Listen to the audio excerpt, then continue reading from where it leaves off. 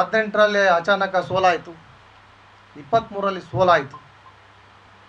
ತರುವಾಯ ಆಂಜನೇಯವರ ಗಟ್ಟಿ ದನಿಯನ್ನು ಎಲ್ಲ ಒಂದು ಕಡೆ ಅಡಗಿಸುವಂಥ ಕೆಲಸ ಆಯಿತು. ಯಾಕೆ ಅವರಿಗೆ ಮತ್ತೆ ನಾವು MLCಯನ್ನು ಮಾಡಬಾರ್ದು? ನಾವು ಉದಾಹರಣೆಗಳು ಸಾಕಷ್ಟು ಇದೆ. 2013ರಲ್ಲಿ ಪರಮೇಶ್ವರು ಸೋಲ್ತಾರೆ, ಅವರನ್ನು MLC ಮಾಡಿ ಮಂತ್ರಿಯನ್ನು ಮಾಡ್ತಾರೆ, ಪ್ರಭಾವಿ ಖಾತೆಯನ್ನು ಕೊಡ್ತಾರೆ. ಅದೇ ರೀತಿಯಾಗಿ 19ರಲ್ಲಿ ಖರ್ಗೆ ಸಾಹೇಬರು ಅವರು ಕೂಡ ಲೋಕಸಭೆಯಲ್ಲಿ ಸೋಲ್ತಾರೆ, ಅವ್ರಿಗೂ ಕೂಡ ರಾಜ್ಯಸಭಾ ಸದಸ್ಯರನ್ನಾಗಿ ಮಾಡಿ ನಮ್ಮ ವಿರೋಧ ಪಕ್ಷದ ನಾಯಕರನ್ನಾಗಿ ಮಾಡ್ತಾರೆ. ಅದೇ 18ರಲ್ಲಿ ನಮ್ಮ ತಿಮ್ಮಾಪುರ ಕೂಡ ನಮ್ಮ ಸಮಾಜದವರು ಅವರು ಕೂಡ ಸೋತಿರ್ತಾರೆ. ಅಂಥವ್ರನ್ನೆಲ್ಲ ಕರೆತಂದು ಅವ್ರಿಗೂ ಕೂಡ MLC ಮಾಡಿ ಮಂತ್ರಿಯನ್ನು ಮಾಡ್ತಾರೆ. ಇವತ್ತು Anjaneya use mass leader and face leader. ಇದು ಆಂಜನೇಯನವರು ಇಡೀ ರಾಜ್ಯದಲ್ಲಿ ಎಲ್ಲೇ ಹೋದರೂ ಕೂಡ ಮಾಸ್ ಆಗಿ ಜನ ಸೇರ್ತದೆ. ಇವತ್ತು ಅದು ಕಾಂಗ್ರೆಸ್ ಪಕ್ಷದ ಶಕ್ತಿ.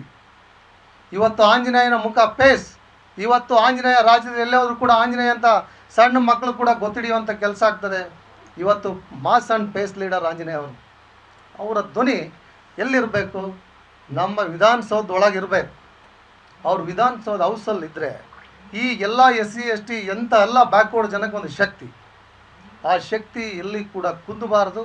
ಅವರಿಗೆ ದಯಮಾಡಿ ನಮ್ಮ ಸರ್ಕಾರದ ನಮ್ಮ DK ಶಿವಕುಮಾರ್ ಸಾಹೇಬರು ಮತ್ತು ನಮ್ಮ ಸಿದ್ದರಾಮಯ್ಯನವರು ಯಾವುದೇ ಕಾರಣಕ್ಕೂ ಅವರನ್ನು ಹೊರಗುಳಿಯದ ರೀತಿಯಾಗಿ ನೋಡಿಕೊಂಡು ಹೈಕಮಾಂಡ್ ರಾಹುಲ್ ಗಾಂಧಿ, ಸೋನಿಯಾ ಗಾಂಧಿ, ನಮ್ಮ ಖರ್ಗೆ ಸಾಹೇಬರಿಗೆ ಮನವೊಲಿಸ್ಬೇಕು.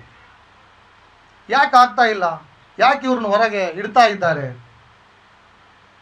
ಅದೇ ರೀತಿಯಾಗಿ ನಮ್ಮ ಮುನಿಯಪ್ಪರು ಕೂಡ 7 ಬಾರಿ ಲೋಕಸಭಾ ಸದಸ್ಯರಿದ್ದಾರೆ, 1 ಬಾರಿ MLA ಆಗಿದ್ದಾರೆ. ಅವ್ರಿಗೆ ಯಾಕೆ ಪ್ರಭಾವಿ ಖಾತೆಯನ್ನು ಕೊಡ್ತಾ ಇಲ್ಲ ಸರ್ಕಾರ? 2-3 ಬಾರಿ ಏನು MLA ಆಗಿರ್ತಕ್ಕಂಥವರಿಗೆ ಪ್ರಭಾವಿ ಖಾತೆಗಳನ್ನು ಕೊಟ್ಟಿದೆ ಸರ್ಕಾರ. ನಾವು ಸರ್ಕಾರವನ್ನು ತೆಗಳ್ತಾ ಇಲ್ಲ, ಯಾವುದೇ ಶಾಸಕರನ್ನು ತೆಗಳ್ತಾ ಇಲ್ಲ.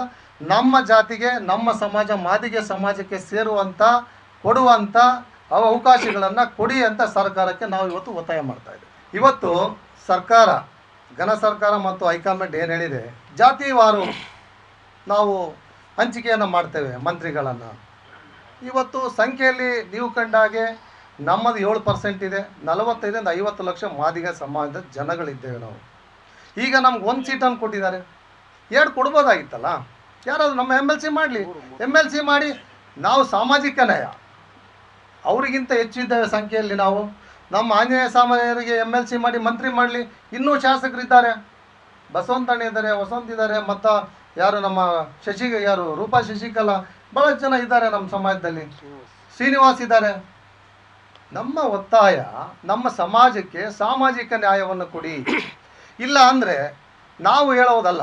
ಇವತ್ತು ಈ ರಾಜ್ಯದಲ್ಲಿ 7 ಲಕ್ಷ ಜನ, 7 ಕೋಟಿ ಜನ ಇದ್ದಾರೆ. ಅದರಲ್ಲಿ ನಾವು 50 ಲಕ್ಷ ಜನ ಇದ್ದೇವೆ. ಇವತ್ತು ಸೋಷಿಯಲ್ ಮೀಡಿಯಾ ನೀವು ಕಂಡಾಗಿ ಇವತ್ತು ಯಾರೂ ಅಸಹಾಯಕರಿಲ್ಲ. ನನ್ನ ಸಮಾಜದಲ್ಲಿ ಇವತ್ತು 30ರಿಂದ 40 ಲಕ್ಷ ಫೋನ್ ಇಟ್ಟಿದ್ದಾರೆ. ಇವತ್ತು ಯೂತ್ ಎಲ್ಲರ ಕೈಯಲ್ಲಿ ಫೋನ್ ಇದೆ. ಸಾಮಾಜಿಕ ನ್ಯಾಯ ಅಂತ ಸರ್ಕಾರ ಹೇಳ್ತದೆ, ಎಲ್ಲಿ ನಮಗೆ ಸಾಮಾಜಿಕ ನ್ಯಾಯ ಸಿಗ್ತಾ ಇಲ್ಲಲ್ಲ? ಯಾಕೆ ನಮ್ಮ ಮುನಿಯಪ್ಪ 1 ಮಂತ್ರಿಯನ್ನು ಕೊಟ್ಟಿದ್ದಾರೆ, ರೈಟ್ಗೆ ಯಾಕೆ ಓಲೈಸ್ತಿದ್ದೀರಾ? ನೀವು 2 ಮಂತ್ರಿಯನ್ನು ಕೊಟ್ಟಿದ್ದೀರಾ?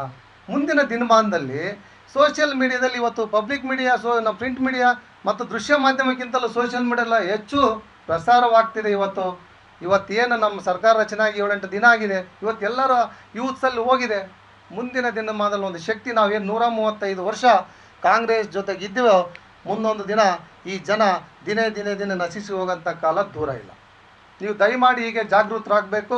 ನಮ್ಮ ಸಮಾಜಕ್ಕೆ 2ರಿಂದ 3 ಮಂತ್ರಿ ಸ್ಥಾನವನ್ನು ಕೊಡಬೇಕು.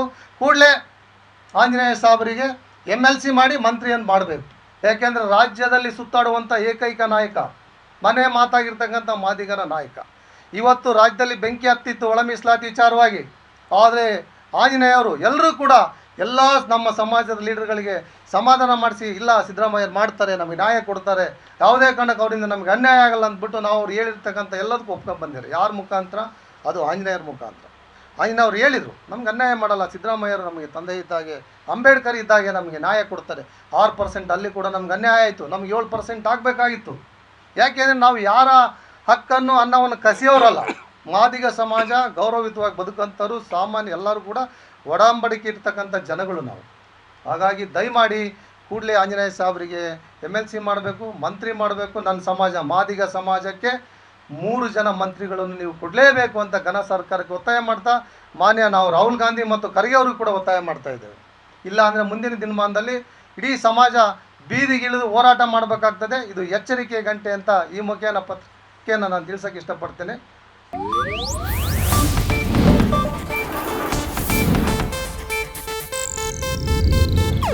ಇದು ಏಷ್ಯಾನೆಟ್ ನ್ಯೂಸ್ ನೆಟ್ವರ್ಕ್ ಪ್ರಸ್ತುತಿ.